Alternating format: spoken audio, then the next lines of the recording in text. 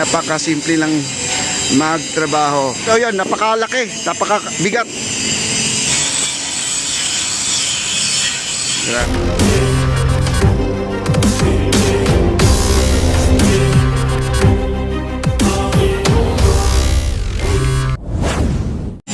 At ito na po, ikakabit na po nila yung angkor. Angkor po ang tawag nila yan, yung stainless na yan. Sir, anong sukat yung bakal na yan? 32? 32 daw yan, napakalaki, napakabigat. 32 po ang kapal niya. Ganyan po kalupit yan mga kaibigan. 32. Yan, sa dami na yan guys. O, yan po. Ang presyo niyan, lahat-lahat nasa 700,000 po yan. Kita nyo naman, hindi tinipid po yan guys.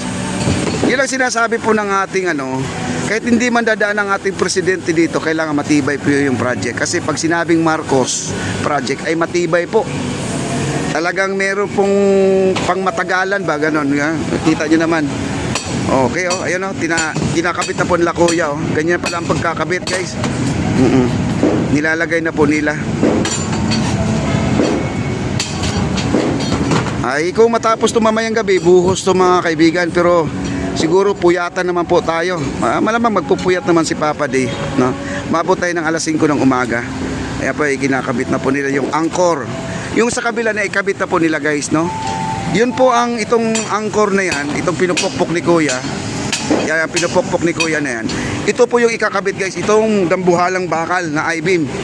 Itong 200 na to, 200 daw to. Ayan Ayan. May gumagawa dito, may nagliliha, may nagkikiskis, nagtatanggal ng kalawang, nagpa-primer. Ito naman, umaarangkada na ang paglalagyan, paglalatagan ng ating I-beam. Dito naman sa kabila ay itong powerhouse natin, ready na po ang kanilang poste na para sa pailaw ng ating esplanade mga kaibigan. Ganyan po sila dito. Ayan tutukan po natin sila kung paano sila magkabit dito. Ganyan guys Para lang din nagbubunot ng ipin, napakasimple lang magtrabaho. Nako, niyabang ni Papa Day, simple lang daw Ikaw nga magtrabaho dyan. Ayan kaya lang may music dito guys may music. Lalayo lang po tayo dito ng konti. Hindi po tayo pwedeng lumapit. Alam nyo na. Sa kabila, kompleto na rin, no? At halos kompleto na po ang mga pandingding nila. Maganda na, magandang pagkadugtong. Kaya yun ang sinasabi ko sa inyo guys, malinis po sila magtrabaho. Pati si Dogi nakikiusi pa si Dogi. Hello Tutoy. Mahilig kasi ako sa aso guys, kailang ayaw ko mag-alaga. Okay, ito na po. Sinusok-sok na po ni Kuya yun ayun, pasok na Grabe, ayan, napurma na. Mamaya babalikan po natin to guys, no? Babalikan po natin to. Habang hindi pa na welding yan sa may rematch yan sa ilalim. Bukod sa tali siguro, tatalian pa siguro yan welding na lang siguro yan. Okay, dito tayo. Wow, dito tayo sa unahan kasi ang lakas po ng music dito guys. Okay, nandito yung aso at nagro-roll pa yung aso dito. Okay, maraming salamat. Like, share, comment lang po tayo. Uy, pasensya na yun, nagre-reklamo dyan na magulo daw ang ating video. Talaga magulo guys kasi cellphone na po ang gamit natin. Wala pa tayong pambili na magandang cellphone guys. Ayan. Dito po, nagwe-welding si Kuya. Ayan Ayan. Nilalagyan po ng yan, yung L-bar na. Ayan Yan, papahiran pa nila yan.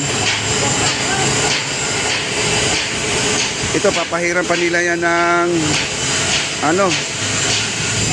primer pa yan. Ito po yung bubuhusan. Yan po ang bubuhusan mamaya. Ready na po yan. Ready na. Pwede na buhusan kasi nailatag na po lahat ang mga I-beam natin. Kasi madali lang magkabit guys pag wala pang buhos yung semento. Pag may buhos na kasi ang semento, nakafix na yan. Madali lang ikabit yung mga naka-horizontal mga kaibigan. Okay, ito po nagwe-welding po siya. Ayan.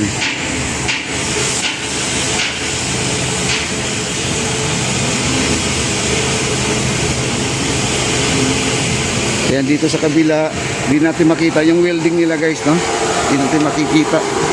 Dito tayo sa unahan. Ito yung mga bakal. Hindi po excess to guys.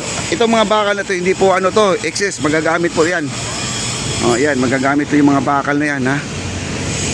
Ano yan? Abang po yan. Gagamitin sa ganyan din yan no. Ayan no, ang lalaki ng mga plate dito oh. Laki. No? Dito tayo sa unahan. Dito tayo. Dito po ay nagpuputol pa siya ng mga bakal. Ayan guys oh. Yun po ang ano. Pang ano yun, yung stag bolt.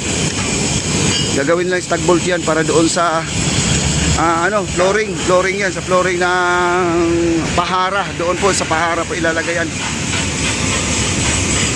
Ayan po, kinukuskus pa nila bago papahiran ng primer yan guys. O, kita nyo naman ang trabaho nila oh.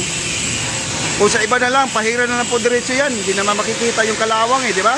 Pag napahiran yung kalawang, tatabunan na po, pintura na po. Ito talagang kinukuskus. Ayan. Grabe ang trabaho dito. Ito malinis na to. Ayan, papahiran na po ng kulay yellow yan. Lagyan ng yellow yan.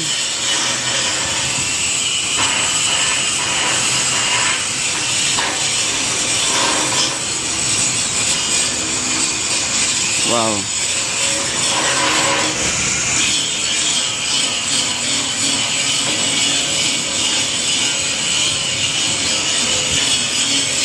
Dito naman sa kabila, ito na lang po ang kanilang wiwildingan.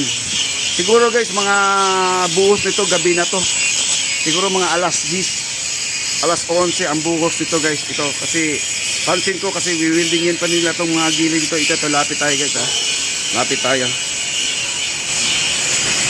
Ingat lang tayo dito guys kasi hanggat maaari nga di tayo pwedeng lumalapit-lapit dito kasi mamaya mayroong mga live wire. Ayan o, ayan guys o. Yan po, dudugtungan po nila yan. Wiwildingin nila yan tapos lagyan ng L-bar. Kita nyo doon yung kino-close up ko.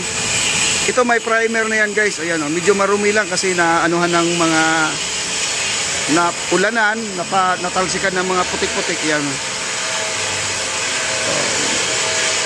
Ano pa yan? Ipa-primer pa nila yan. Ayan. Yan ha. Lapit na tayo guys oh. Ayan ang bakal oh. Ang lalaki ng mga bakal. Yun ang sabi ko nga sa kanila, hindi po ipapablog to kung may mga anomalya, may nakikita. Pakinggan nyo po ang sinasabi ni Bossing kahapon sa meeting nila. Ano ko guys, no? Ipapakita ko sa inyo kung ano po ang sinabi niya. Wow, grabe.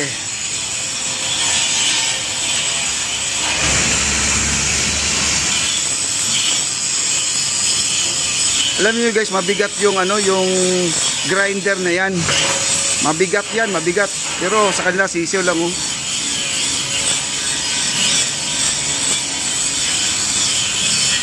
Grabe. Ayan si sir, walang takot ng tuloy-tuloy na. Ako nanginginig ako diyan eh.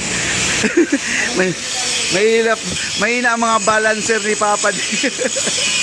Ayan guys oh. Grabe, ang ganda na no. Mamayang gabi, mga alas 10 siguro ang buhos nito, alas 11. Abangan po natin.